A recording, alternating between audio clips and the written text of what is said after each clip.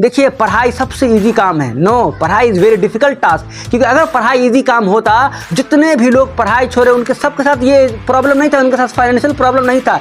मैं बहुत सारे लोगों को जानता हूँ जिनके पास फाइनेंशियल सपोर्ट अच्छा खासा था, फिर भी उन्होंने पढ़ाई छोड़ दिया। क्योंकि पढ़ाई इज अ वेरी टफ काम। आप 6 घंटा 7 घंटा काम कर सकते हैं, लेकिन 6 घंटा आप पढ़ाई नहीं कर सकते। It is a very tough task. So please be focus, क्योंकि आपको ही चेंज करना है, अपने लाइफ को चेंज करना है, अपने डायरेक्शन को सही देना है, तो आपको पढ़ना ही पड़ेगा। क्योंकि दुनिया में जितने भी नए नए चीज़ आ रहे हैं, अभी एआई आ रहा है, ग्रोक ए आया, नया नया इन्वेंशन हो रहा है, ये किसके लिए? जिनका दिमाग जिंदा है। दिमाग जिंदा कब होगा? जब आपके पास एजुकेशन का रहना बहुत ज़रूरी है। ज़रूरी नहीं कि एजुकेशन का मतलब आप 10th 12th पास हो जाए, लेकिन कम से कम आपको बेसिक नॉलेज तो होना चाहिए ना, कि दुनिया में क्या चल रहा है नहीं चल रहा है उसके बारे में जानकारी रहेगा, तो ये आप फ़ायदा उठा सकते हैं। कि चैट जीपीटी कैसे फ़ायदा उठाएंगे, ग्रोक एआई का फ़ायदा कैसे उठा सकते हैं। लेकिन अगर आप नहीं पढ़ाई किया तो आपका दिमाग ब्लॉक हो चुका है, आपको दुनिया के बारे में उतना मालूमात नहीं है जितना अगर आप पढ़ते तो आपका दिमाग खुलता। इसलिए देखिएगा, बहुत सारे लोग बोलते हैं कि पढ़ाई लिखाई क्या होगा, क्यों? क्योंकि उन्होंने पढ़ाई को समझा ही नहीं, वो पढ़ाई नहीं कर पा रहे, इसलिए उन्होंने पढ़ाई छोड़े काम करना शुरू कर दिए।